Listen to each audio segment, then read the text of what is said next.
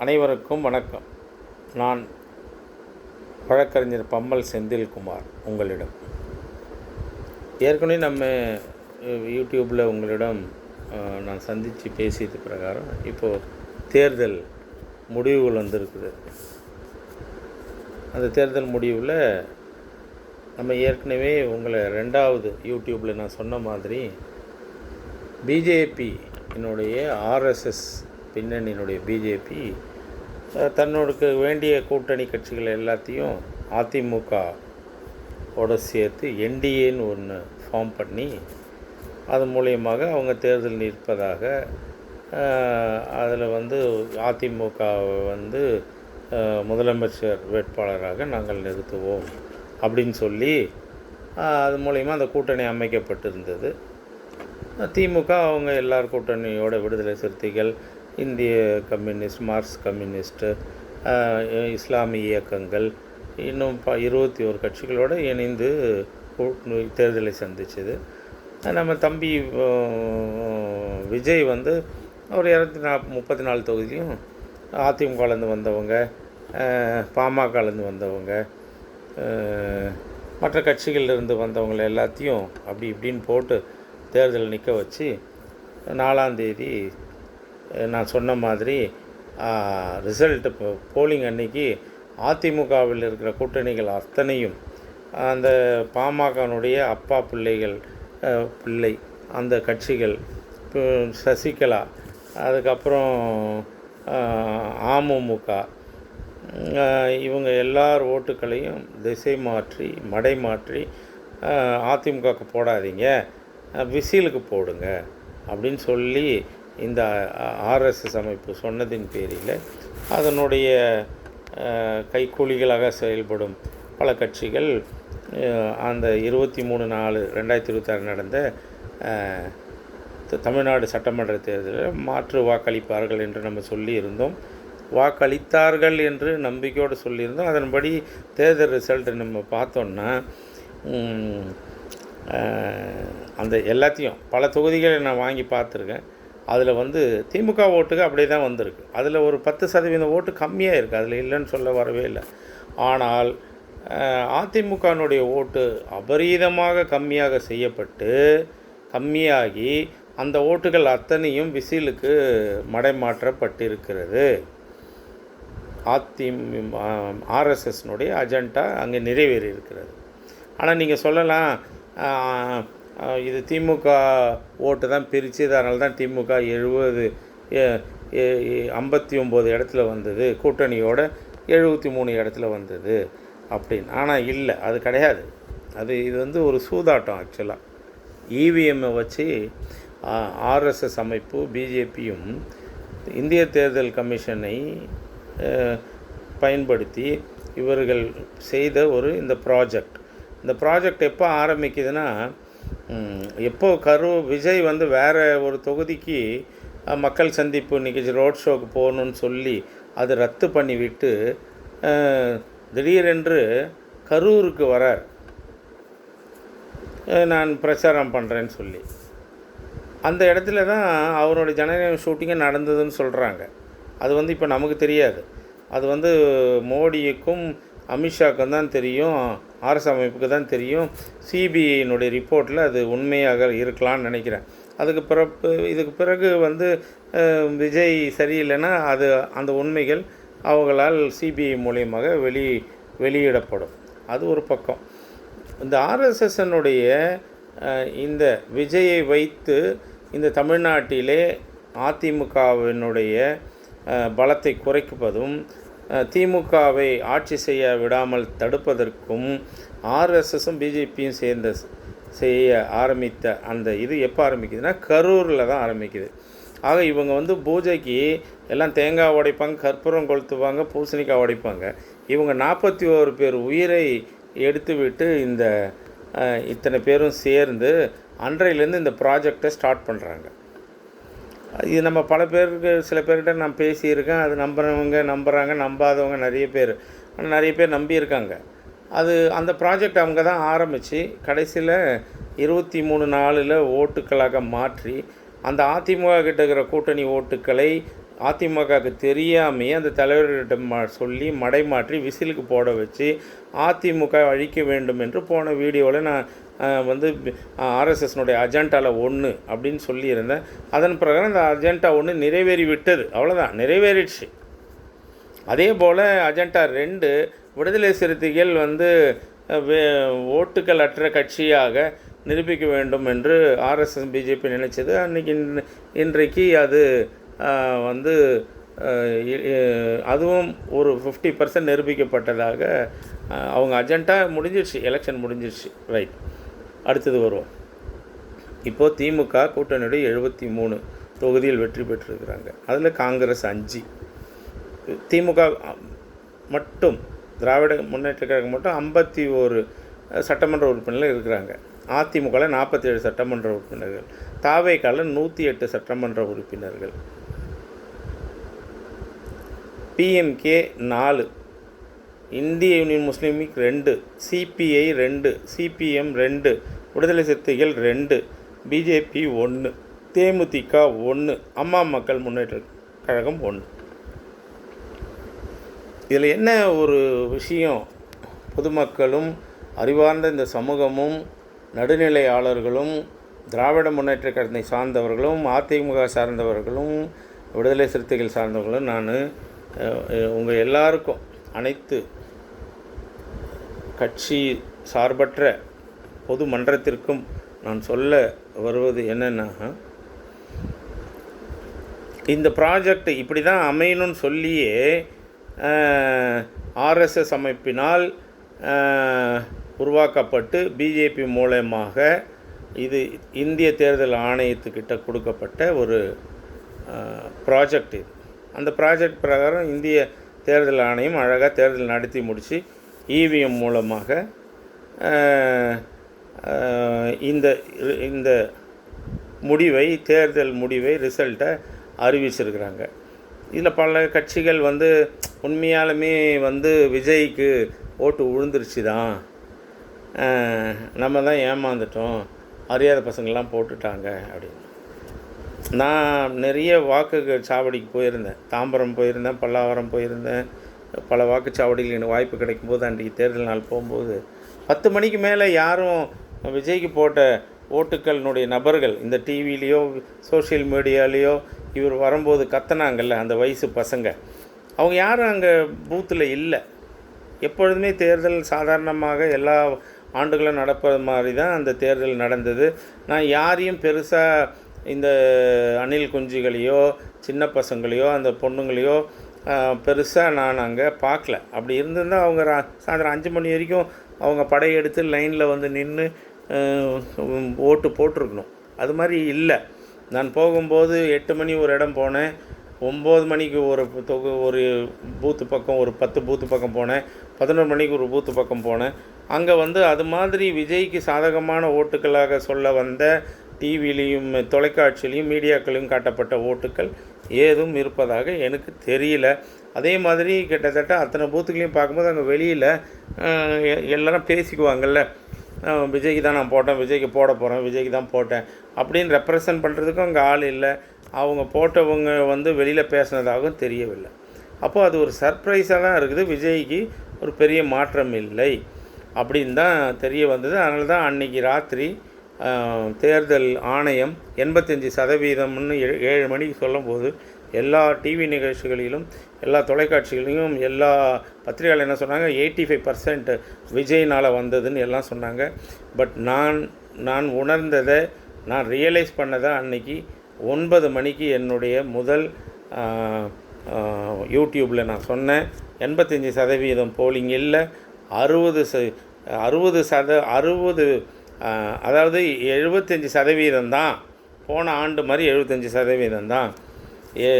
எஸ்ஐஆருக்கு அப்புறம் அது 85 மாதிரி தெரியுது. ஆனால் சதவீதத்தை பற்றி பேச வேண்டாம். போன 2021 சட்டமன்ற தேர்தலில் போட்ட ஓட்டுக்களை விட 10 லட்சம் ஓட்டுகள் கம்மியாக தான் விழுந்திருக்குதுன்றது என்னுடைய ஃபஸ்ட்டு யூடியூப்பு. அதுக்கப்புறம் மறுநாள் 3 நாள் கழிச்சுலாம் பெரிய பெரிய பத்திரிகையாளர்கள்லாம் அதுக்கப்புறம் தான் 3 நாள் கழித்து அந்த பர்சன்டேஜை விட்டுட்டு இல்லை bowled outs, number of bowled outs கிட்ட வந்தாங்க. அப்போ தான் எல்லாம் ஒத்துக்கினாங்க. அவங்களுக்கு எல்லாம் தெரியும், இதெல்லாம் பத்திரிகையாளர்களுக்கெல்லாம் தெரியாமல் இல்லை, மூத்த பத்திரிகையாளர்களுக்கு எல்லாம் தெரியும். அவங்களுக்கு கொடுக்கப்பட்ட அஜெண்டா என்னென்னா, முதல் 3 நாளைக்கு நீங்கள் வந்து பர்சன்டேஜை மட்டும் பற்றி பேசுங்க, போல்டு ஓட்டை பேசாதீங்க. அப்போ தான் நம்ம விஜயை கொண்டு வந்து நிறுத்த முடியும். அப்போ தான் நம்ம இவிஎம்னுடைய தில்லுமுள்ள நிரூபிக்க முடியும். நீங்கள் எடுத்த உடனே வந்து எல்லா பத்திரிகையாளர்களும், தொலைக்காட்சியும், சோஷியல் மீடியாக்களும் வந்து போன முறை 2021 சட்டமன்றத்தில் போட்ட ஓட்டுகள், 2024 பாராளுமன்ற தேர்தல் போட்ட ஓட்டுகளை விட இந்த முறை கம்மியாக இருக்குது நீங்கள் சொல்லிட்டீங்கன்னா, விஜயினுடைய அஜெண்டா, விஜயை நம்ம இவிஎம் மூலியமாக முதலமைச்சராக கொண்டு வரக்கூடிய, அதிமுக அழிக்கக்கூடிய, திமுக ஆட்சியிலேருந்து வெளியேற்றக்கூடிய அஜெண்டாவை நம்ம எங்கேயாவது மிஸ் பண்ணிடுவோம்.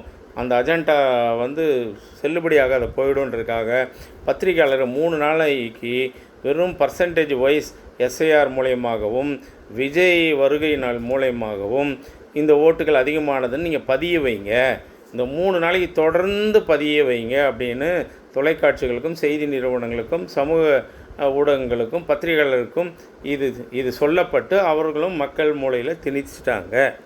3 நாளுக்கு அப்புறம் மக்கள் கொஞ்சம் தான் வேலையை பார்க்க ஆரம்பிப்பாங்க. அப்போ அந்த நேரத்தில் தான் இவங்க வந்து உண்மையை பேச ஆரம்பிக்கிறாங்க. முதல் 3 நாள் மக்கள் காது எப்போ ஷார்ப்பாக வச்சுன்னு கேட்குறாங்களோ அப்போ இவங்க பொய் சொல்லிவிட்டு மக்கள் தன்னுடைய திசை திரும்பி தன்னுடைய வேலையும், தன் குடும்ப பணிகளையும், தன் வேலைகளையும் பார்க்கும்போது உண்மையை சொல்ல வந்தாங்க. அது யாருக்கும் போய் சேரலை. ஆனால் நம்மளை மாதிரியான இதை உன்னிப்பாக கவனித்து கொண்டு இருக்கிற அத்தனை பெருமக்களுக்கும் இது பொய், இவங்க பண்ணது. 3 நாள் கழிச்சு இவங்க ஓட்டுக்கள் போல்டு ஓட்ஸ் வந்து 10 லட்சம் கம்மி இந்த ஆண்டு அப்படின்றது 3 நாளைக்கு அப்புறம் தான் சொன்னாங்க. எனிவே ரைட், அதுக்குள்ளே அதுவும் விட்டுடுவோம். அடுத்து என்ன சொன்னாங்க? ரிசல்ட் என்ன சொல்கிறாங்க? வந்தது நமக்கு 108 தொகுதி விஜய் தாவேகா தனிப்பெரும்பான்மை, திமுக கூட்டணி 73, அதிமுக 47, கூட்டணியோட அவங்களது 47, 48, 49, 53. கூட்டணி போக அதிமுக 47, திமுகவுக்கு 53. வெறும் திமுக சட்டப்பேரவை உறுப்பினர்கள் தேர்ந்தெடுக்கப்பட்டவர்கள் 59 பேர். இப்போ உடனே என்ன பண்ணாங்க? ரிசல்ட் வருதோ இல்லையோ, சாயந்தரம் 5 மணிக்கெலாம் நாங்களாம் கவுண்டிங் பூத்தில் நிற்கிறோம். நான் சீஃப் ஏஜெண்ட்டாக ஒரு வேட்பாளருக்காக பணி புரிஞ்சு நிற்கிறோம்.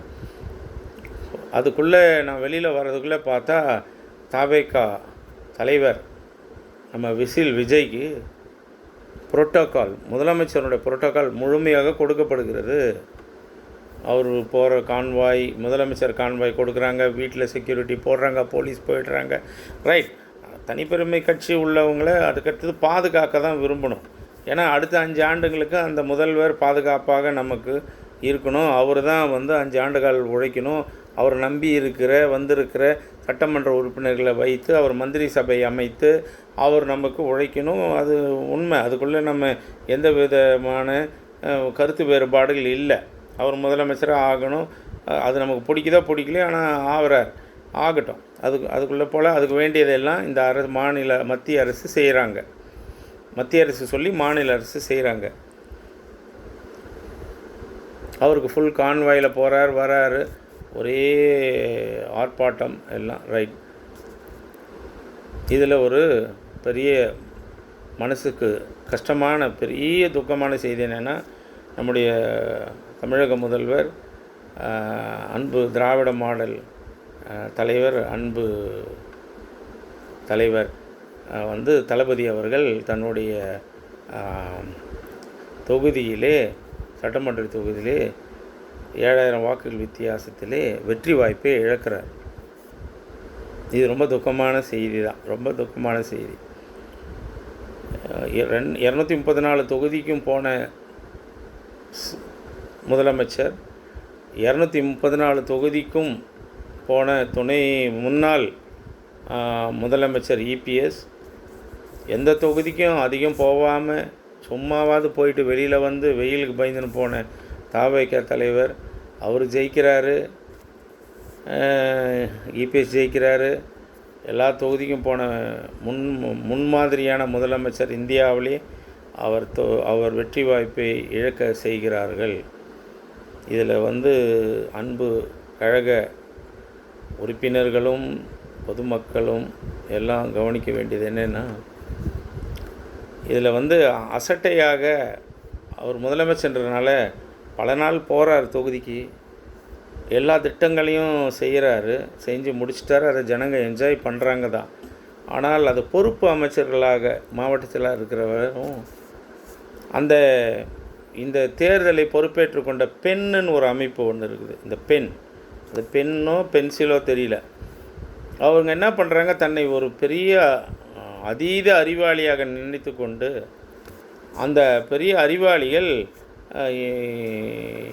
ஏதோ ஒரு ஐஏஎஸ் ரிப்போர்ட்டு ஐபி ரிப்போர்ட்டு தனக்கு கிடைக்குதுன்ற மாதிரி அவங்கள தன்னைத்தானே ஒரு பெரிய அறிவாளிகளாக இந்த தமிழ்நாட்டினுடைய தலை எழுத்தை தான் நிர்ணயிக்கப் போவதாக ஒரு 5 பேர் சேர்ந்துன்னு சும்மா ஒரு குட்டி கலாட்டா பண்ணி ஒரு தொகுதிக்கும் இவங்க ஆளுங்களை அனுப்புகிறாங்க. இந்த ஆளுங்கள்லாம் எப்படி போகிறாங்கன்னா, இவங்க போய் ஒரு வருஷமாக அந்த ஏற்கனவே இருக்கிற மாவட்ட செயலாளரையும் சட்டமன்ற உறுப்பினரையும் இவங்க போன உடனே நான் பெண்லேருந்து வரேன் அப்படின்னு சட்டமன்ற உறுப்பினர் ஏஞ்சி நிற்கிறார். அந்த பெண்லேருந்து வர்றவர் பார்த்தோன்னா அவர் 8ஆம் கிளாஸ் படிச்சிருக்காரா, 9ஆம் கிளாஸ் ஃபெயிலா, 3ஆம் கிளாஸ் ஃபெயிலா, அவருடைய குவாலிஃபிகேஷன் எதுவுமே இவங்க கேட்க முடியாது. ஏன்னா இது வந்து பெண் அப்படின்னு தலைமையினுடைய பெரிய நிர்வாகத்தில் இருந்து உங்களுக்கு எல்லாருக்கும் தெரிஞ்சிருக்கும். நான் அதெல்லாம் சொல்ல வரல. அவர் யாருனுடைய மருமகன் அப்படின்லாம் உங்களுக்கு தெரியும். அதை நான் உங்களுக்கு சொல்ல வேண்டிய அவசியம் இல்லை. அப்போ அவர்கிட்டருந்து வந்துட்டாருன்னொடனே எம்எல்ஏன்னு நிற்கிறாங்க. பாவம் மாவட்ட செயலாளருங்க 4 தொகுதி 6 தொகுதி அப்படி வச்சுருக்க மாவட்ட செயலாளர்லாம் அவங்கள பார்த்தா யாரை அந்த பெண் மூலயமா வராங்கல்ல, அந்த 3ஆம் கிளாஸு 8ஆம் கிளாஸு 12ஆம் கிளாஸுன்னு அவனெல்லாம் பார்த்து ஏஞ்சி நிற்கிறது என் கண்கூடாக நான் பார்த்துருக்குறேன். அவனை பார்த்து தான் பேச வேண்டிய சத்தம் போட்டு பேச வேண்டிய பேச்சுக்களையும் மறைத்து தன் நிர்வாகிகளுக்கு சொல்ல வேண்டிய அந்த இன்ஸ்ட்ரக்ஷனை கூட கொடுக்காத போன மாவட்ட செயலாளர்களும் எம்எல்ஏக்களும் இன்றைக்கி இருக்கிறத நம்ம பார்த்துருக்குறோம். ஆக ஒரு மாவட்ட செயலாளரையும் ஒரு சட்டமன்ற உறுப்பினரையும் ஒரு எம்பியும் சுயமாக சிந்தித்து செயல்பட வைக்க முடியாத அளவுக்கு இந்த பெண் என்ற அமைப்பு அதில் கீழே பணிபுரிகின்ற அந்த நபர்கள் வந்து மிரட்டி இவங்க பெருசாக இவங்க என்ன பண்ணியிருக்கணும், உனக்கு ஒரு தொகுதியை கொடுக்குறாங்கன்னா நீ யாரை போய் பார்த்துருக்கணும், முன்னாள் எம்எல்ஏ, முன்னாள் சேர்மன், திமுகலேருந்து சீட்டு கொடுக்காதவங்க, திமுகவில் ஏமாற்றப்பட்டவர்கள், இன்றைக்கி இருக்கிற மாவட்ட செயலாளர் புறக்கணிக்கப்பட்டவங்க, இன்றைக்கி இருக்கிற எம்எல்ஏக்களால் துரத்தி அடிக்கப்பட்டவங்க, ஏற்கனவே உள்ளாட்சித்துறையில் அதிக ஓட்டுகளை வாங்கி ஜெயித்தவங்க, அதிக ஓட்டு வாங்கி ஜெயித்தவனை துரோகத்தில் தோக்கடித்தவங்க, எதிர்கட்சியினுடைய கூட்டணிகள், நம்ம கட்சினுங்கிற கூட்டணிகள், அது மாதிரி எல்லாத்தையும் போய் கலந்து உட்காந்து பேசிட்டு இப்போ இருக்கிற சட்டமன்ற உறுப்பினர் சரியானவரா இல்லை அந்த ஏரியாவில் யாருக்கும் தொந்தரவு இல்லாத ஒரு நல்ல நபராக, எல்லாரும் அறியப்பட்ட நபராக, யாரும் புறக்கணிக்காத நபராக, எல்லாரும் ஏற்றுக்கொள்ளப்பட்ட நபராக நீங்கள் தேர்ந்தெடுத்து அந்த நபரினுடைய அடையாளத்தை நீங்கள் எடுத்து போய் பெண்ணோ பென்சில்கிட்டேயோ கொடுத்துருக்கணும். ஆனால் நீங்கள் என்ன பண்ணுறீங்க, எம்எல்ஏ ஆஃபீஸ்க்கே வரீங்க, அங்கேயே காஃபி சாப்பிட்றீங்க, ஏசியில் உட்காந்தது தான் சொல்லப்படுது உங்களை பற்றி. அப்போது நீங்கள் தான் அப்டேட் கொடுத்தீங்க அந்த பென்சிலுக்கு, அந்த பென் என்கிற பென்சிலுக்கு. அந்த பென் என்ற பென்சிலை நம்பி தான் அன்பு தலைவர், திராவிட மாடல் தலைவர், என்னுடைய தமிழின தலைவனுடைய புதல்வர், தோக்கவே கூடாது. அவர் இந்தியாவிலேயே முதன்மை எடுத்துக்காட்டாக விளங்கி கொண்டிருக்கிற என்னுடைய முதலமைச்சரை இன்றைக்கு தோற்கடித்தது இந்த பெண்ணும் பென்சிலும். இந்த பெண்ணும் பென்சில் கீழே வேலை செஞ்சாருக்கான்ல, அவன் யாருமே பார்த்தா பெரிய ஆஃபீஸர் மாதிரியோ பெரிய பண வசதி உள்ளவன் மாதிரியோ பெரிய ஆள் இல்லை. ஏன்னா அந்த வசதியும் பணமும் படிப்பும் அதிகம் இருந்தால் அவனுக்கு திருட தெரியாது, திருட வேண்டிய அவசியம் இல்லை. அவன் வந்து முதல்ல இந்த பெண்ணுக்கிட்ட வேலை செய்ய வரமாட்டான், அவன் படிப்புக்கு ஏற்ற வேலையை செஞ்சுருப்பான். எப்போ இந்த பெண்ணும் பென்சில்கிட்டையும் வந்து வேலை செய்ய வந்தானோ அவன் எல்லாமே சோத்துக்கு வக்கு இல்லாத மாதிரியே என்னமோ எனக்கு தெரியல. நம்ம யாரை பற்றியும் குறை சொல்ல விரும்பலை. ஆனால் அவர்கள் எல்லாம் பார்க்கும்பொழுது அவங்க எல்லாமே ஒரு என்ன சொல்கிறது, இதை நம்பி தான் இவங்களுக்கு இந்த இந்த இந்த ஒரு வருஷத்தில் இவங்க இதை இதை இதை இதில் போய் சம்பாதித்து கொண்டு தன்னுடைய வாழ்க்கையை நிர்ணயித்து கொள்ள வேண்டும் என்கிற அளவிற்கு வந்தவர்களாக தான் தெரிகிறது. இந்த ஒரு வருஷத்தில் மாவட்ட செயலாளரையும் எம்எல்ஏக்களையும் பயமுறுத்தி இந்த இதில் சொல்லுவாங்க, போலீஸ் டிபார்ட்மெண்ட்டில் சொல்லுவாங்க, ஒரு டிஎஸ்பியை ஒரு இன்ஸ்பெக்டரை சாதாரண எஸ்பி கான்ஸ்டபிள்னு ஒருத்தர் இருப்பார், ஸ்பெஷல் பிரான்ச் கான்ஸ்டபிள். அதே மாதிரி எஸ்பி கான்ஸ்டபிள்னு இருப்பாங்க, சூப்பரண்ட போலீஸ்க்கு நேரடியான தொடர்புள்ள ஒரு கான்ஸ்டபிள் இருப்பாங்க. இந்த கான்ஸ்டபிள் எல்லாமே இந்த சாதாரண கான்ஸ்டபிள் அவங்க போலீஸ் ஸ்டேஷனில் இருந்தால் இன்ஸ்பெக்டருக்கு எஸ்ஐக்கே ரொம்ப மரியாதை கொடுத்து அமைதியாக அழகாக இருப்பாங்க. ஆனால் அவங்க ஸ்பெஷல் பிரான்ச் கான்ஸ்டபிளாகவோ சூப்பரண்டன் போலீஸுக்குன்னு நேரடியான கான்ஸ்டபிளாக இருந்தால் அந்த கான்ஸ்டபிள் இன்ஸ்பெக்டரை மிரட்டுவார், எஸ்ஐயை மிரட்டுவார்.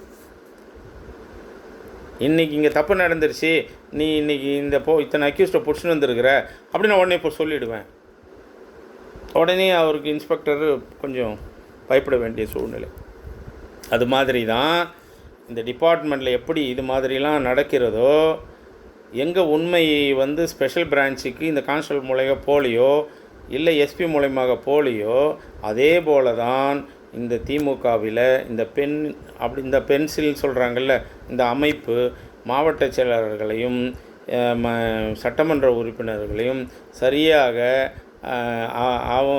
அவங்களுடைய உண்மைத்தன்மையும் அவங்களோட உழைப்பையும் கொண்டு போய் சேர்க்காமல், அடுத்த மாவட்ட செயலாளர் நான் வரணும்னு நினைக்கிறவனுடைய பேச்சு கேட்டு இருக்கிற மாவட்ட செயலாளர்களுடைய செயல்பாடுகளை கொண்டு போய் சேர்க்காமல், கெட்ட சட்டமன்ற உறுப்பினருடைய செய்கைகளை அவரோட தங்கி சாப்பிட்டு பழகிறதுனால அதை கொண்டு போய் சேர்க்காமல், தகுதியான வருங்கால சட்டமன்ற உறுப்பினரையும் அந்த லிஸ்ட்டு இவங்களுக்கு எடுக்க தெரியாது. ஏன்னா எடுக்க தெரிகிற அளவுக்கு அவங்கள பார்த்தா அவ்வளோ கெப்பாசிட்டி உள்ளவங்களாம் அவங்க தெரியல. அவங்கள பார்த்தா அவ்வளோ எஃபிஷியண்ட்டாக தெரியல. இந்த பென்சில் டீம்னு ஒன்று இருக்குது, அந்த பென்சிலோ பென் டீமோ. ஆக இந்த தலைவர் இன்றைக்கு தன்னுடைய தொகுதியில் தோற்றதுக்கு காரணம் இந்த பென் என்கிற பென்சில் டீம் தான். அவர் இந்த மாவட்ட செயலாளரை நம்பினார், இந்த தேர்தல் பொறுப்பாளர்களை நம்பினார். இவர்கள் எல்லாம் என்ன சொல்லிட்டாங்க, தன்னை பெருமையாக நினைத்து கொண்டு, தலைவா நீங்கள் ஜெயிச்சிட்டிங்க, நம்ம தொகுதிக்கே ஒன்றும் தேவையில்லை அப்படின்னு ஒரு ராங் ரிப்போர்ட்டை கொடுத்ததுனால் இன்றைக்கு நம்மளுடைய முதலமைச்சர் வெற்றி வாய்ப்பை இழந்திருக்கிறார். ரைட், இதை விட்டு அடுத்து போயிடுவோம். ரைட், இப்போது விஜய் அவருக்கு வந்து எல்லா புரோட்டோக்காலும் கொடுக்கப்பட்டது. அவரை நிரூபிக்க சொல்லணும். அவர் தன்னை நிரூபிக்க அவர் வந்து 108 தொகுதியில் வெற்றி பெற்றிருந்தாலும் அவர் 2 தொகுதியில் நின்னதுனால அவர் ஒரு தொகுதி ஏதாவது அவர் வந்து அதை கேன்சல் பண்ணணும் அப்படின்னு ஆட்டோமேட்டிக்காக கேன்சல் ஆகும். ஒரு தொகுதி மட்டும்தான் அவர் தன்னை சட்டமன்ற உறுப்பினராக பதவி ஏற்க முடியும். அப்போது ஒரு சட்டமன்ற தொகுதி அவர்கிட்டேருந்து போயிடும். அப்போது அவருடைய செல்வாக்கு 107. அப்போது அறுதி பெரும்பான்மைக்கு வந்து 107 அப்படின்னா இன்னும் 11 தேவைப்படுது. சரியா? எல்லாம் 108 அவர் 108 இல்லை, 107 தான். அவர் 2 தொகுதியில் நின்று ஜெயிச்சனால 108. அதில் ஒரு தொகுதி அவரது ரத்து ஆகும் பட்சத்தில் 107 தொகுதிகள் தான். அப்போது 11 இருந்தால் தான் 118 அறுதி பெரும்பான்மை அவர் பெற்று ஆட்சி அமைக்க முடியும். அந்த 118 உறுப்பினர்களுடைய லிஸ்ட்டையும் அவர்களுடைய ஒப்புதல் கையெழுத்தையும் அந்த ஒப்புதல் லெட்டரையும் இவர் எட்டும் போய் கவர்னர்கிட்ட கொடுக்கணும். அதன்படி அவர் படிப்பார். இவருக்கு வந்து இந்தியன் எலெக்ஷன் கமிஷன்லேருந்து ஒரு லிஸ்ட்டு வரும். அந்த லிஸ்ட்டு என்ன வரும், எந்தெந்த தொகுதி அதில் நம்பர் இருக்கும், தொகுதி நம்பர்கள், அந்தந்த தொகுதியினுடைய நம்பர்களில் இந்தந்த வேட்பாளர் இந்த கட்சி சார்ந்தவர்கள் வெற்றி பெற்றிருக்கிறாங்க அப்படின்னு ஒரு லிஸ்ட்டு வரும். அந்த லிஸ்ட்டையும் விஜய் கொடுக்குற லிஸ்ட்டையும் டேலி பண்ணுவார். அதில் தாவேகா 107. அப்போது வேறு யார் அவருக்கு கொடுத்துருக்காங்க? காங்கிரஸ் போய் கொடுத்துருக்காங்க 5. 112 தான் இருக்குது. இன்னும் 6 அவருக்கு கிடைக்கல. அப்போ 6 கிடைக்காத பட்சத்தில் அவர் ஓடி முந்தா நேற்று போய் கொடுக்குறாரு. அவருக்கு நேற்று காலையில் மரியாதையாக உள்ளே கூப்பிடுறாங்க. அவருக்கு ரொம்ப சால்வெல்லாம் போட்டு கவர்னர் எல்லாம் கான்வாயில் தான் வராரு. ரொம்ப மரியாதை செலுத்துகிறாங்க எல்லாம். அது ரைட். அவர் எல்லாத்தையும் நிறைய கொண்டு வந்திருப்பார். 118 தாண்டி வந்திருப்பார்னு கவர்னரும் சால்வை பூங்கொத்துலாம் கொடுத்துட்டு உட்காந்து பேசி அவர் போனதுக்கப்புறம் தான் பார்த்துருப்பார்னு நினைக்கிறேன். அதில் பார்த்தா 107 தான் இருக்குது காங்கிரஸினுடைய இது. அந்த துரோகி காங்கிரஸ்ன்னு சொல்கிறாங்க. இப்போ திமுகவில் எல்லாம் என்ன சொல்கிறாங்கன்னா, எங்கள் ஓட்டு வாங்கி ஜெயிச்சுட்டு நீங்கள் ஓடி போய் 5 இதை திமுக ஓட்டையும் சேர்த்து வாங்கின்னு போயிட்டு நீங்கள் தூய சக்தி கிட்டே போயிட்டீங்க அப்படின்றது. அது காங்கிரஸினுடைய கூட்டணி. அதை கேட்டால் அவங்க காங்கிரஸில் என்ன சொல்கிறாங்கன்னா, திமுக நம்மளுடைய உடன்பாடே என்னென்னா மதசார்பற்ற கட்சி, மத சார்புள்ள கட்சிகள் உள்ளே வரக்கூடாது. நான் போய் கூட்டணிக்கு 5 சேர்த்து கொடுக்கலன்னா அதிமுகவோ இல்லை பிஜேபி மறைமுக உள்ளே தமிழ்நாட்டிலே மத சார்புள்ள கட்சி வந்துடும்னு அப்படின்னு சொல்லி அவங்க ஒரு சின்ன ட்ராமா போட்டுட்டு அவங்க போய் சேர்ந்துருக்குறாங்க. அவங்களுக்கு உண்மையான திமுகவில் இருக்க விருப்பம் இல்லை. இப்போ அவருக்கு நேத்திக்கு தடபுடலாக அவருடைய பதவியேற்பு விழாக்கு ஏற்பாடு பிடபிள்யூடி எல்லாம் நேரு ஸ்டேடியத்தில் செஞ்சாங்க. இன்றைக்கு காலையில் இது செய்யப்பட்டிருக்க வேண்டும் பதவி பிரமாணம். ஆனால் கவர்னர் அதை பார்த்ததுக்கப்புறம் இல்லை. இதில் என்ன ஒரு பெரிய விஷயம்னா, உங்களுக்கு எல்லாருக்கும் தெரியும், நான் ஒன்றும் பெருசாக சொல்ல வேண்டிய அவசியமே இல்லை. காங்கிரஸ் மட்டும் இதில் போய் இவனுங்க கூப்பிடாமல், தாவேக்கா கூப்பிடாமல், அதான் சின்ன பசங்கன்னு சொல்கிறது, அறிவு முதிர்ச்சி இல்லாத தலைவர். அவர் கூட இருக்கிறவங்க எல்லாருக்கும் அறிவு முதிர்ச்சி கிடையாது. ஒரு நாட்டில் எப்படி இந்த ஒரு கட்சியை நம்ம கொண்டு போய் சேர்க்கணும், முதலமைச்சர் ஆகணும் என்ற அறிவும் இல்லாத ஒரு ஆத்திரம் அவசரமாக தமிழ்நாட்டில் முதலமைச்சர் ஆகலான்னு இவங்க என்னமோ ஒரு பேஸ்கெட் பால் பிளேயர் மாதிரி நம்ம ஒரு 4 பேஸ்கெட் பாலை போட்டுருணும்னு நினச்சிக்கின்னு அது விஜயை கொண்டு போய் சேர்க்குறாங்க. அதில் அவங்க கூட விஜய் கூட இருக்கிறவங்க எல்லாருமே எனக்கு தெரிஞ்சு பெரிய அறிவாளிகளாக தெரியவில்லை. ஏன்னா அவங்களுடைய பேக்ரவுண்டை பார்த்தா அவங்க பெருசாக ஒன்றும் இல்லை. ஒருத்தர் சோஷியல் மீடியாவில் வெறும் ஒருத்தவனை திட்டி அசிங்கம் பண்ணிட்டு வந்தானா அந்த நிர்மல். ஒருத்தர் ஐஆர்எஸ்ன்றாங்க. அவர் உடனே எத்தனை நாள் வேலை செஞ்சார் தெரியல, அவர் விஆர்எஸ் கொடுத்துட்டு இங்கே வந்திருக்காரு. இந்த லாட்ரி புரோக்கர் ஆதவ் அவனை பாருங்கள், அவனும் இங்கே நிற்கிறான். அவனுடைய மாமியார் அதிமுகவில் நிற்க வைக்கிறான். அவனுடைய மச்சான் பாண்டிச்சேரி நிற்க வைக்கிறான். இவனுடைய லாட்ரி புரோக்கர் வேலையை செய்கிறதுக்காக இவன் பாருங்கள் பரவலாக தன் குடும்பத்தை நிற்க வச்சுருக்கான். அவன் எவ்வளோ பெரிய அறிவாளி பாருங்கள். இந்த விஜயை சுற்றி எத்தனை அறிவாளி இருக்கிறாங்கன்னு சொல்ல வரேன். எந்த ஒரு பெருசாக ஒரு ரிஃப்ளெக்ட் பண்ணிக்காமல் அதிமுகவில் தன்னை பெருசாக காட்டிக்காத ஒரு மந்தமான இருந்த ஒரு அரசியல்வாதி செங்கோட்டையன். அவரை சும்மா எல்லாம் சொல்கிறாங்க. ஜெயலலிதா ரூட் போட்டு கொடுத்தாரு. அவங்க வண்டி எந்தெந்த ஊருக்கு போனையோ ரூட்டு போட்டு கொடுக்குறதா ஒரு பெரிய அறிவு. ஒரு டிரைவர்கிட்ட கொடுத்தா மேப் போட்டால் நீ கூகுளில் ரூட்டு போட்டு கொடுக்க போகுது. ஸோ அம்மா ரூட்டு போட்டு கொடுத்தாருன்னு அவரை ஒரு பெரிய ஆளாக காட்டி அவர் செஞ்ச திட்டங்கள் எதையுமே சொல்ல. அவர் பலமுறை மந்திரியாக இருந்தார். அவர் இதை செஞ்சார், அதை செஞ்சார், கல்வித்துறையில் இதை போக்குவரத்து துறையில் செஞ்சார்னு எதையும் அதை சொல்ல மாட்டேங்கிறானுங்க. அவர் ஜெயலலிதாவுக்கு ரூட்டு போட்டு கொடுத்தார். ஜெயலலிதா இந்த ஊருக்கு போனால் இந்த ஊருக்கு போகலான்னா, கூகுள் மேப்பை ரூட்டு போட்டு கொடுக்குறா இப்போலாம். டிரைவர்கிட்ட கொடுத்தா கிராமத்துங்களில் அந்த காலத்தில் ஊரில் 18 கிலோமீட்டரில் முன்னால் அறுவடை பண்ணி நெல் மூட்டையில் ஏற்றிட்டு அந்த உழவன் தூங்கிடுவான். அவன் பேசும்போது சொல்லுவான், நம்ம செஞ்சிக்கு போகணும், நம்ம விழுப்புரத்துக்கு போகணும், விக்கிரவாண்டிக்கு கமிட்டிக்கு போகணும் அப்படின்னு தூங்கிடுவான். கரெக்டாக கமிட்டிக்கு முன்னால் போய் நிற்கண்டா. முட்டாள் பசங்களா ரூட்டு போடுறதுக்கு மாடுக்கு இருக்குதுடா அறிவு. இந்த தமிழகம் சாதாரண இல்லைடா.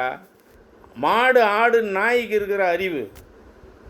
ஒரு மாடை விற்றுட்டோன்னா 5 நாள் பொறுத்து அந்த ஓனர் வாங்கினவனுக்கு தெரியாமல் அந்த மாடு எத்தனை கிராமம் தாண்டி தான் சொந்த ஓனர்கிட்ட நிற்கண்டா. ஒரு நாயை போய் வேணான்னு விட்டுட்டு வந்துடுவாங்க, கொலைக்குது கஷ்டப்படுதுன்னு. 10 நாள் கழிச்சு அந்த நாய் அந்த வீட்டுக்கு ஓனர் வீட்டுக்கு வந்துடும்டா. என்னடா உங்களுக்கு செங்கோட்டையன் ரூட்டு போட்டு கொடுத்தாராம் ஜெயலலிதாவுக்கு. மேப்பில் இன்றைக்கி ரூட்டு போட்டு கொடுத்தா தமிழ்நாட்டிலேருந்து டெல்லிக்கு போய், டெல்லியிலேருந்து அமெரிக்காவுக்கு போய், அமெரிக்காலேருந்து நியூசிலாந்துக்கு வந்து, நியூசிலாந்து ஆஸ்திரேலியாவுக்கு வந்து, ஆஸ்திரேலியாலேருந்து சிங்கப்பூர் போயிட்டு நீ திரும்பியும் தமிழ்நாட்டில் இருக்கிற ஒரு குக்கிராமத்துக்கு போகிறதுக்கு வழி என்னென்னா ஒரு 30 செகண்டில் போட்டு தருது. அது மாதிரி ரூட்டு போட்டு கொடுத்தாராம் செங்கோட்டையன். அவர் போயிட்டாராம் அங்கே, உடனே விசில் ஜெயிக்குமா? ஏய் யார்ரா நீங்களாம்? எத்தனை நாளையிட இதே மாதிரி ஏமாத்திருப்பீங்க செங்கோட்டையன் மாதிரி ஆளை வச்சுக்கின்னு? ஒரு பல கட்சி தாண்டி போனேன், அப்படியே ஸ்டேஜில் நின்னா அனல் பறக்கும் பேச்சுன்னுவாங்க, அந்த நாஞ்சில் சம்பத்துன்னு சொல்லி வாயை வாடகைக்கு விடுற அந்த நபர் அவனெல்லாம் போகிறான். இவெல்லாம் போய் தானே வந்தது தேவையக்காக்கு இல்லை. அன்பார்ந்தவர்களே, பொதுமக்களே, நடுநிலையாளர்களே, அதிமுக சார்ந்த நண்பர்களே, உங்கள் எல்லாருக்கும் சொல்கிறேன், கேட்டுக்கோங்க. தாவேக்கானுடைய இந்த ஓட்டு போட்டேன்னு நினச்சிருக்கிற இந்த பெண்களே, இந்த குழந்தை பசங்களே, உங்கள் எல்லாருக்கும் நான் சொல்கிறேன், இது விஜய்க்காக போடப்பட்ட ஓட்டுக்கள் அல்ல.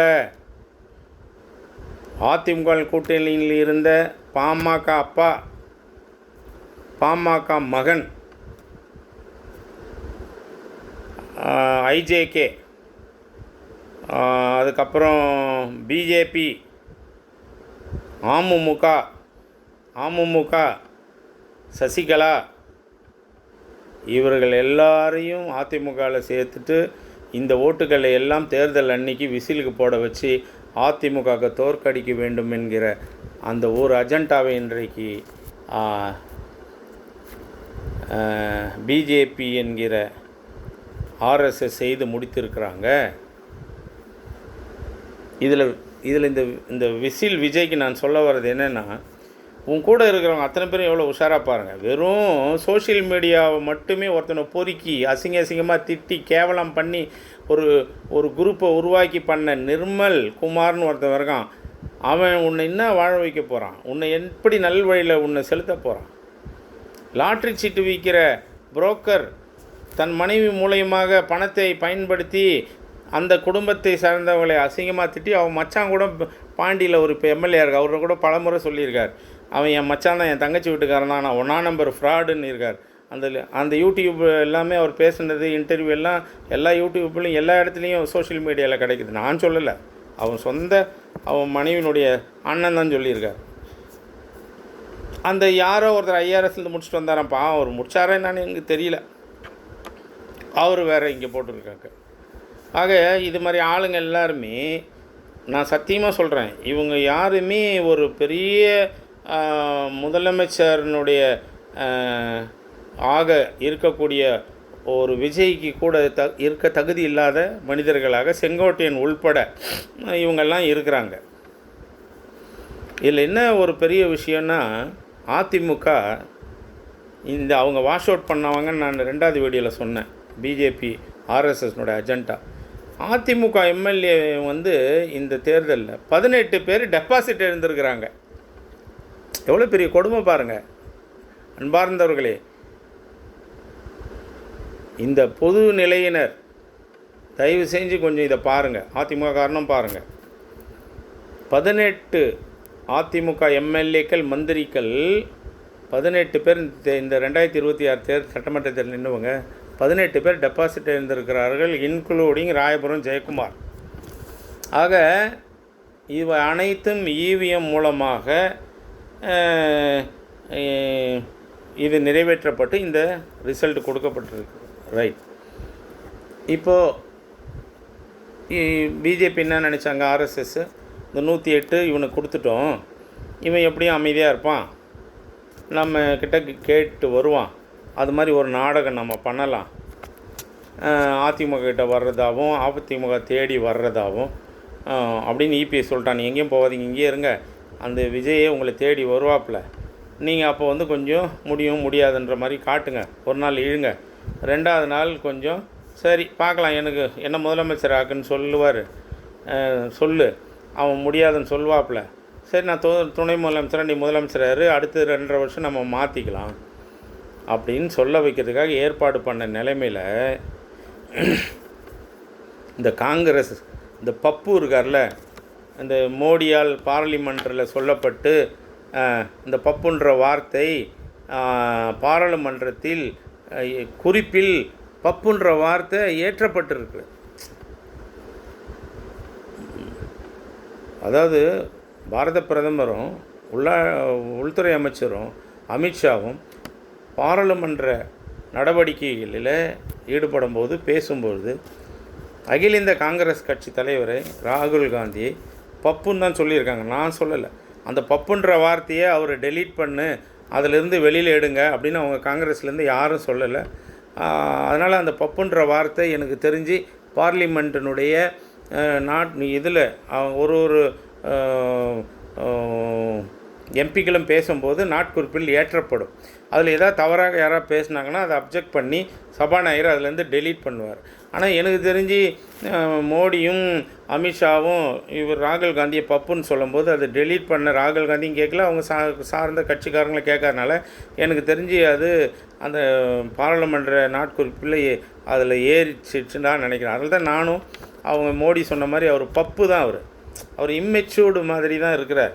அவர் என்ன பண்ணுறாரு, உடனே டே போங்கடா, அங்கே பாரு கேரளாவில் நம்ம ஆட்சி வந்துடுச்சு, கர்நாடகாவில் நம்ம தான் ஆட்சி செஞ்சுன்னுக்குறோம்.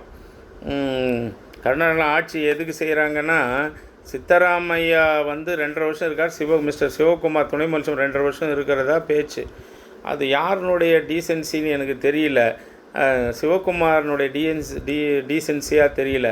அவர் தன்னை விட்டு கொடுக்கறதுனால இந்த கட்சி ஆட்சி இன்னும் கர்நாடகாவில் நடக்கிறது.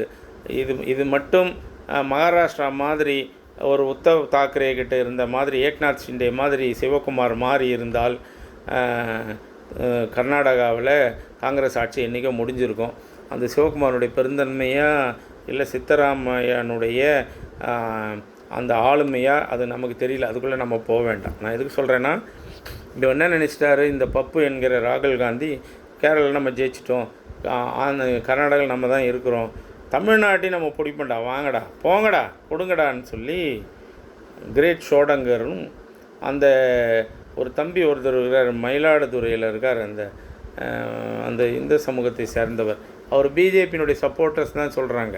ஆர்எஸ்எஸ்ஸால் வளர்க்கப்பட்டு அமெரிக்காவிலிருந்து அவருக்கு ட்ரைனிங் கொடுக்கப்பட்டு இப்போ ராகுல் காந்தி கிட்டேருந்து நேராக வந்து கர்நாடகாவில் எலெக்ஷன் நடத்தும் போது இங்கே தமிழ்நாட்டில் திருவள்ளூரில் ஜெயித்த திமுகவினுடைய ஒத்துழைப்பால் ஜெயித்த அந்த ஒரு எம்பி இருக்கார், அவரும் இவரும் சேர்ந்து தான் கர்நாடகாவில் காங்கிரஸ் ஆட்சி கொண்டு வந்தாங்கன்னு அதை நம்ப வைத்து அதை ராகுல் காந்தி அதை நம்பி அவர் என்ன பண்ணுறாரு, இவங்க பேரெல்லாம் பேச்சு கேட்டு அதுக்கப்புறம் நம்ம விருதுநகரில் நம்ம ஓட்டு தயவாளி நின்று ஜெயிச்ச ஒரு தம்பி ஒருத்தர் இருக்கார், அவர் ரொம்ப உணர்ச்சிப்படுவார்.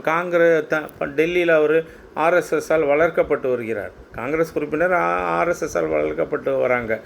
அவங்க அந்த கரூரில் ஒரு அம்மா இருக்குது பாவம், அது நம்ம என்னன்னு சொல்கிற செந்தில் பாலாஜினுடைய ரத்த வேர்வையில் அது வந்து எம்பி ஆனது. இவங்க எல்லாம் வந்து காங்கிரஸுக்கு ஓட்டு இருக்கு இல்லைன்னு இவங்களுக்கே தெரியும், இவங்க வீட்டுக்கு பக்கத்து வீட்டு ஓட்டு இவங்களுக்கு விழாதுன்னு தெரியும். ஆனால் இவங்க லட்சக்கணக்கு வாக்கு வித்தியாசத்தில் பார்லிமெண்ட்டில் ஜெயிக்கிறாங்க 10 எம்பிக்கள். அதெல்லாம் மறந்துட்டு இவங்க என்ன பண்ணுறாங்க, 5 பேரும் ஓடி நம்ம மூலிமா இந்த 2026 ஜெயித்தவங்க ஓடி போய் நேத்திக்கு காலையில் மதியம் விஜய்கிட்ட போய் நாங்கள் 5 பேரும் உங்களுக்கு சப்போர்ட் பண்ணுறான்னு சொன்னாங்க.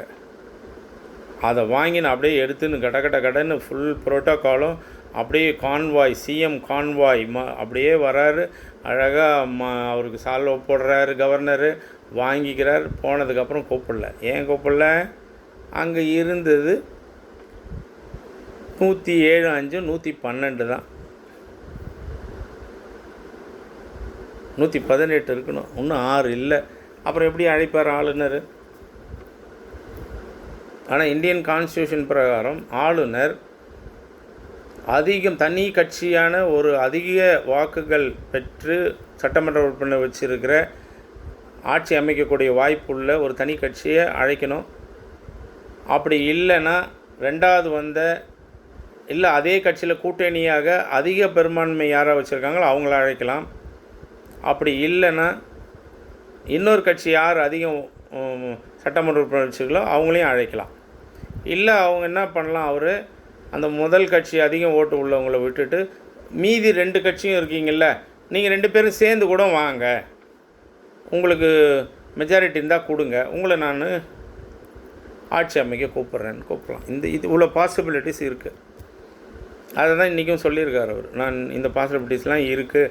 ஆனால் அவர் வந்து பெரும்பான்மை 118 லிஸ்ட்டு கொடுக்காதனால என்னால் அழைக்க முடியல அப்படின்னு சொல்கிறேன். இந்த நேரத்தில் நேத்திக்கு இரவு தமிழினத் தலைவர், திராவிட மாடல் முதல்வர் அவர் என்ன சொல்கிறாரு, ஒரு ஆங்கில பத்திரிகையில், விஜய் வந்து ஆட்சி செய்கிறதுக்கு நாங்கள் எந்த அப்ஜெக்ஷனும் இல்லை, ஆனால் 6 மாதங்கள் கம்பல்சரி ஆட்சி செய்யணும், அந்த ஆட்சி சரியாக இருக்க வேண்டும், நாங்கள் செய்த திட்டங்கள் அத்தனையும் தொடர வேண்டும், நீங்கள் சொன்ன மாதிரி ஒரு மாதத்திற்கு 2.5 லட்சம் கொடுக்க முடியாது, சாரி 2,500 பெண்களுக்கு கொடுக்க முடியாத மாதந்தோறும் உரிமை தொகை, அட்லீஸ்ட் 1000 ரூபாயாவது கொடுங்க, காலை உணவு திட்டம் நான் எப்படி வச்சேனோ அதை நிறுத்தாதீங்க, அதை நான் என் திட்டத்தில் அறிவித்த மாதிரி அப் டு 8th வரைக்கும் எக்ஸ்டெண்ட் பண்ணுங்கள். ஸோ நான் அறிவித்த திட்டங்கள் மக்களுக்கு நல்லவையாக தான் இருக்குது, அதை ஃபாலோ பண்ணுங்கள், நான் உங்களுக்கு எந்த விதத்துலையும் நாங்கள் எதிரியாக இருக்க போகிறதில்ல, அதனால் நீங்கள் ப்ரூஃப் காட்டிட்டு மெஜாரிட்டி காட்டிட்டு நீங்கள் ஆட்சி அமைக்கல, எங்களுக்கு ஆட்சேபனை இல்லை, நாங்கள் எதிர்க்கட்சியாக பணி செய்ய தயாராக இருக்கிறோம் அப்படின்னு சொல்லிட்டாங்க. இன்றைக்கி ஈவினிங்கும் சட்டமன்ற உறுப்பினர்கள் கூட்டம் நடத்தியும் முடிச்சிட்டார்.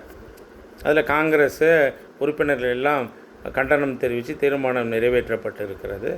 அதில் வந்து தலைவர், கழக தலைவர், திராவிட முன்னேற்ற தலைவருக்கு அத்தனை உறுப்பினர்களும் நீங்கள் எந்த முடிவுனா எடுக்கிறதுக்கு உங்களுக்கு அதிகாரம் தரோன்னு அவருக்கு அதிகாரம் கொடுத்துருக்குறாங்க. இதுதான் நடக்குது ஒரு பக்கம். ஆனால் இந்த நிலைமையில் நேத்திக்கு காங்கிரஸ் கொடுத்த உடனே, அவங்க ஆதரவு கொடுத்த உடனே பிஜேபி ஷாக் ஆகுது. எவ்வளோ பேசி பார்த்துருப்பாங்க, இவர் கேட்குற மாதிரி தெரியல.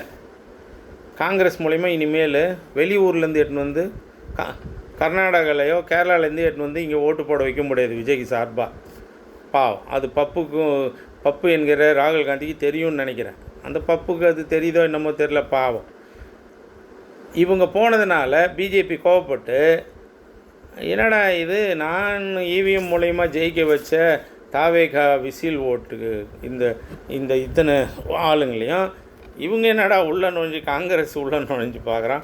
இதில் வந்து கம்யூனிஸ்ட் உள்ளே போகும் போல இருக்குது, 4 விடுதலை சிறுத்தைகள் 2 போகும் போல் இருக்குது.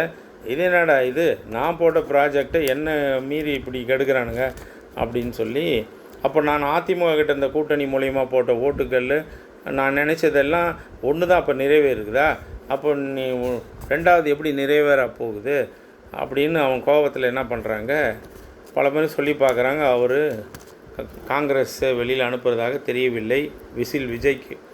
ஸோ அவருக்கு நேற்று நைட்டு திரும்பியும் பட்டினப்பாளையம் நீலாங்கரைக்கு போகிறதுக்கு முன்னால் அவருடைய முதலமைச்சருக்கு வேண்டிய கான்வாய் அவருக்கு நிறுத்தப்படுகிறது. அவர் வீட்டில் இருக்கிற செக்யூரிட்டி விலக்கப்படுகிறார்கள், போலீஸ்காரங்க மட்டும்தான் இருக்காங்க, அந்த ஹை செக்யூரிட்டி எல்லாம் விலக்கப்படுது. இன்றைக்கி காலையில் கூட, இன்றைக்கி மார்னிங் கூட அவர் வீட்டில் இருந்த செக்யூரிட்டி அந்த டோர் ஒன்று இருக்கும், அதெல்லாம் கூட எடுத்துன்னு போனதை மீடியாவில் காட்டுறாங்க ஸ்பெசிஃபிக்காக. இது ரொம்ப வருத்தமான செயல். ஜனங்க ஓட்டு போட்டு எனக்கு விசில் பிடிக்கலன்றது அப்புறம், ஆனால் 108 பேர் சட்டப்பேரவைக்கு 107 பேர் ஜனங்க செலக்ட் பண்ணியிருக்காங்க. ஆளுநர் அரசியல் சட்டம் இப்போ எதிராக செயல்படுவது அது நல்ல விஷயமாக இல்லை. அவர் வந்து அழைச்சிட்டு அதுக்கப்புறம் நீ வந்து ஒரு வாரத்துக்குள்ளே சட்டசபையில் ஃப்ளோர் டெஸ்ட் நடத்துன்னு சொன்னால் பரவாயில்ல. அந்த ஃப்ளோர் டெஸ்ட்டில் ஏன் அவர் அலோவ் பண்ண மாட்டுறாருன்னா, ஆளுநர் ஃப்ளோர் டெஸ்ட்டுக்கு ஏன் அலோவ் பண்ண மாட்டுறான்றது உங்களுக்கு ஒரு 3 விஷயத்த சொல்கிறேன். என்னென்னா, இவர் வந்து பதவி பிரமாணம் செஞ்சு வச்சுட்டு இவர் முதலமைச்சர் ஆகிடுவார்.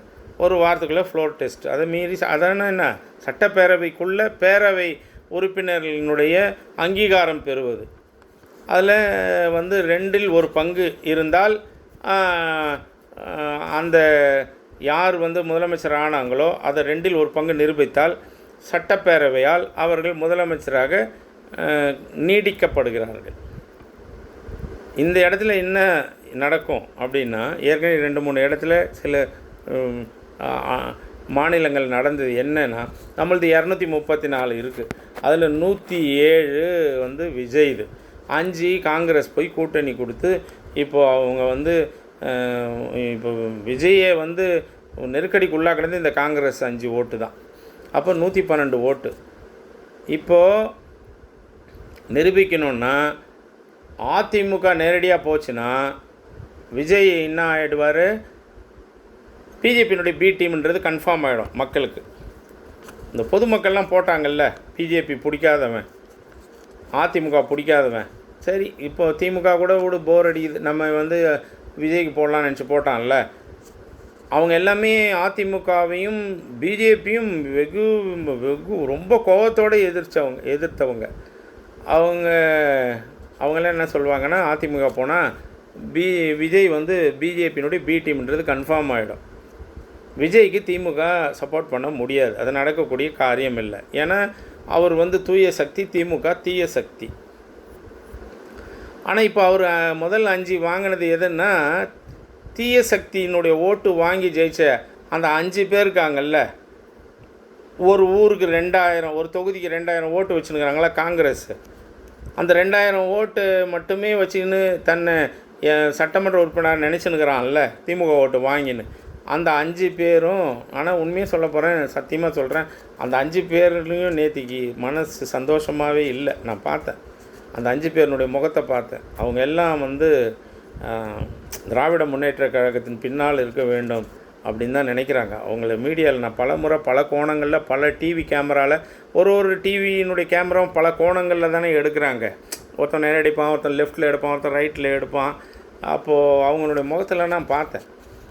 அதில் வந்து பர்டிகுலராக அந்த லெட்டரை போய் கொடுத்தாரு பார்த்தீங்களா, அந்த கொறடான்னு, அவர் பக்கத்தில் சந்தோஷமே இல்லை. அதுக்கப்புறம் ஒரு அம்மா விலவங்கோடில் பை எலெக்ஷனில் ஜெயிச்சது. அதுக்கப்புறம் இந்த முறை அவங்கள வேறு தொகுதிக்கு மாற்றி கொடுத்தாங்க. அந்த அம்மா திமுக ஓட்டுனுடைய பேஸ்லேயும் அதுவும் ஜெயிச்சுட்டு வருது. அந்த அம்மா முகத்தில் சந்தோஷமே இல்லை, அது ஒரு ரொம்ப சிரித்த முகம் இருக்கும் அந்த அம்மா. அவங்கக்கிட்டேயும் சந்தோஷம் இல்லை. ஆக காங்கிரஸ் உறுப்பினர்கள், சட்டமன்ற உறுப்பினர்களுக்கு சந்தோஷம் இல்லை. இது வந்து இந்த விருதுநகர் எம்பி, இந்த மயிலாடுதுறையிலேருந்து வந்த ஆர்எஸ்எஸ்னுடைய தயாரிப்பு, இவங்க எல்லாம் சேர்ந்து தான் இதை கொண்டு போய் அவசரமாக விஜய் கழுத்தில் சுருக்கு மாட்டிடுறாங்க. இப்போ விஜய் அதில் மாட்டிக்கிறாரு. அதனால் அவருக்கு இப்போது பதவி பிரமாணம்லாம் எடுக்க முடியல. இப்போ ரைட், இதெல்லாம் ஒன்று, இதெல்லாம் நீங்கள் பார்த்தது டிவியில் எல்லாம் மீடியாவில், இதெல்லாம் பெருசாக நான் சொல்ல வேண்டிய அவசியம் இல்லை, நான் பேச வேண்டிய அவசியம் இல்லை. இப்போ தான் வெரி இம்பார்ட்டன்ட். தம்பி விஜய்,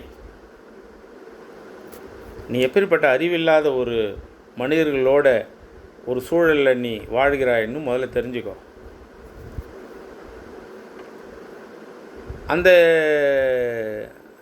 அண்ணா ஆனந்த், புசி ஆனந்த்ன்றவர், அவர் ஒரு சின்ன ஒரு தெருவில் இருந்து எம்எல்ஏ ஆகி உங்கள்கிட்ட ரசிகர் மன்ற தலைவராகி, ஆனால் சும்மா சொல்கிற ரசிகர் மன்றத்தை கட்டுக்கோப்பாக வளர்த்து ரசிகர் மன்றத்தை நடத்திய உங்கள் அப்பாவையே, தன் பெற்ற அப்பாவையே வெளியில் துருத்தி அவர் இன்றைக்கி உட்காந்துருக்கிறாருன்னா அவர் பெரிய புத்திசாலி தான். இன்றைக்கி உங்கள் அப்பாவை உங்கள்கிட்டருந்து பிரித்ததில் அவர் தான் அப்படின்றது உங்கள் அப்பா பல ப்ரெஸ்ஸில் கொடுத்துருக்காரு, பல மீடியாக்களில், பல யூடியூப்பில் இருக்குது. என்னையும் என் மகனையும் என் குடும்பத்தையும் பிரித்து இந்த புசி ஆனந்த் நாடகம் போட்டு தான், அந்த புசி ஆனந்த் என்னைக்கு என் மகனை விட்டு செல்கிறானோ அன்றைக்கு தான் எங்கள் குடும்பம் ஒன்று சேரும் அப்படின்னு சந்திரசேகர்னு ஒருத்தவர் அந்த காலத்தில் படம் எடுப்பார். இப்போது முதலமைச்சருடைய அப்பாவாக ஆசைப்பட்டுக்குன்னு பாவம் ராத்திரியும் பகலும் தூங்காமையே கிடக்கிறார் பாவம்.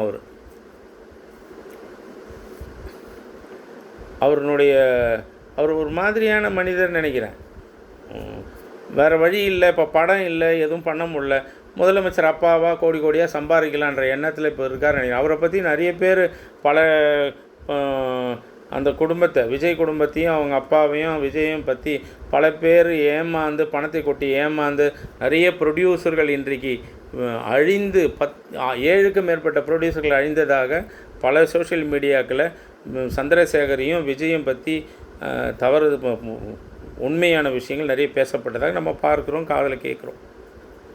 இப்போ என்னன்னா, தம்பி விஜய், நிர்மல்குமார்னு ஒருத்தன் வரான், அவனை வந்து உன் கை விடுறாங்க, நீ அவனை தலையில் தூக்கி வச்சுக்கிற, வேறு வழி இல்லை. எவனோ ஐஆர்எஸ்ன்னு பாவம் அவனை தூக்கி கொடுக்குறான், தலையில் வச்சுக்கிற ஒரு லாட்ரி புரோக்கரு திமுகவில் இருந்தான்னா தன்னை 2021 நான் தான் ஆட்சி வர இது காரணம்னா அவன் கொஞ்ச நாளில் விடுதலை சிறுத்தைகள் போகிறான், அங்கே போய் கலகம் பண்ணுறான், அங்கேருந்து அவனை துரத்தி அனுப்புகிறாங்க, அங்கேருந்து உங்கள்கிட்ட வரான்.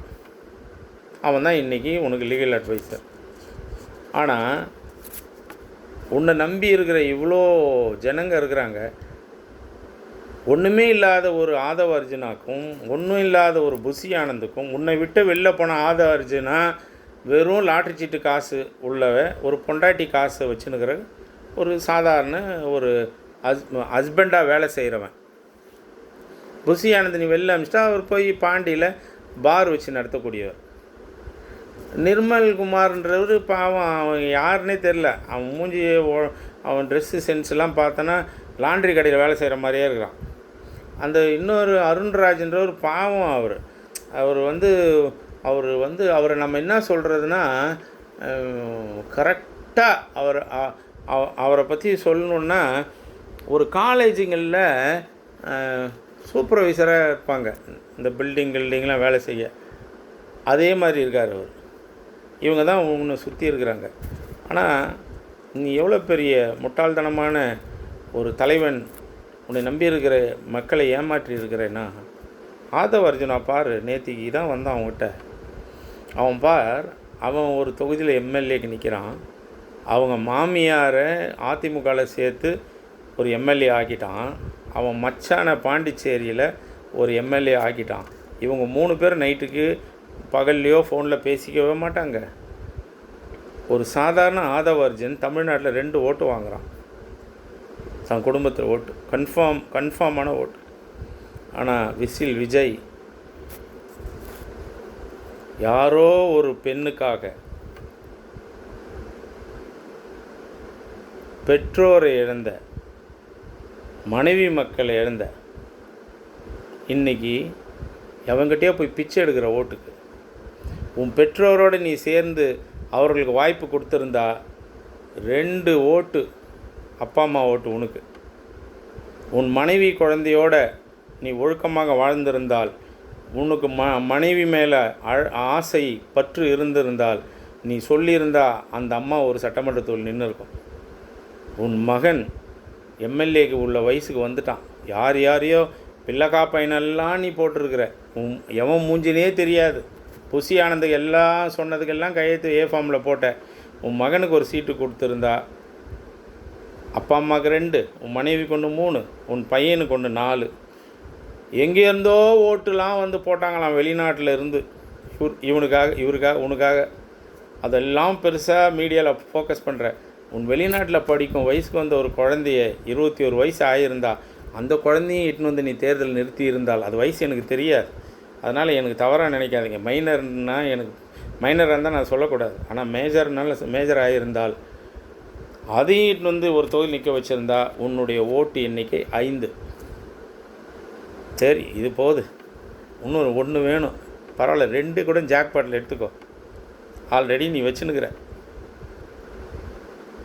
மாமி, அது தொகுதியில் நீ நிற்க வச்சுருந்தா அது 1 6. அது கூட ஒரு அம்மா அவங்க அம்மாக்குதுன்னு சொல்கிறாங்க, அது 1 7. இந்த 7 பேருக்கு நீ வாய்ப்பு கொடுத்துருந்தால், நீ பொண்டாட்டி அப்பா அம்மாவையும் நீ நம்மளை மதிக்கலை, நீ பொண்டாட்டி பிள்ளைங்களையும் ஒழுக்கமாக வச்சிக்கல, இந்த அப்பா அம்மாவுக்கும் சீட்டு கொடுக்கல, பொண்டாட்டி பிள்ளைங்களுக்கும் சீட்டு கொடுக்கல.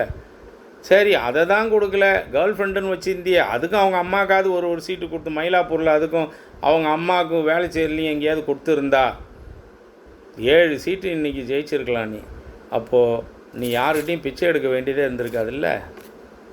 அப்போ தெரிஞ்சுக்கோ, உன்னுடைய இன்சஃபிஷியன்ட் நாலேஜ் உனக்கு ஒரு அரசியல் நடத்த, அரசியல் தலைவராக இருக்க உனக்கு எந்த விதத்திலையும் நீ தகுதியற்றவனாகவே நீ உன்னை நிரூபித்து கொண்டிருக்கிற. ஆனால் உன்கிட்ட இருக்கிற ஆதவ அர்ஜுனா தன்னுடைய மாமியாரை ஒரு தொகுதியில் நிற்க வச்சுருக்கான், தன் மச்சான இன்னொரு ஸ்டேட்டில் நிற்க வச்சுருக்கான். அவன் பாருங்கள் எவ்வளோ உஷாராக இருக்கான். பொண்டாட்டி காசில் மட்டுமே நம்பி வாழற, ஜீவனம் பண்ணுற, சோறு தின்ற ஒரு லாட்ரி புரோக்கர் ஆதவ அர்ஜுனா இன்றைக்கு தமிழ்நாட்டில் 2 ஓட்டு வச்சுன்னுக்கிறான், பாண்டியில் 1 ஓட்டு வச்சுன்னுக்கிறான்.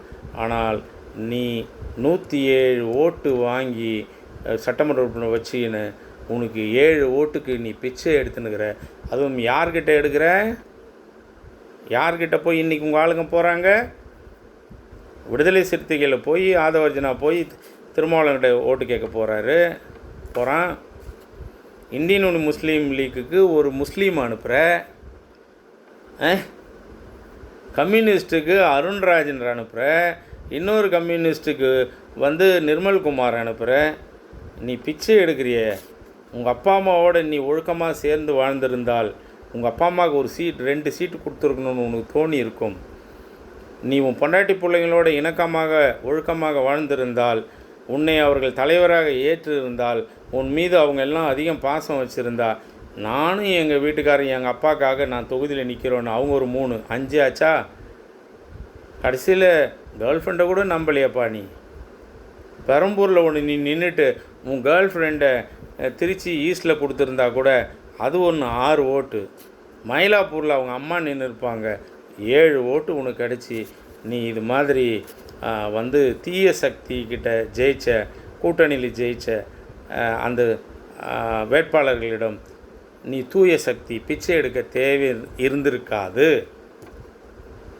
அதனால் உனக்கு அரசியல் தெரியல, உனக்கு குடும்பத்தோடு வாழ தெரியலன்னு பல பேர் உன்னை பற்றி சொல்கிறாங்க.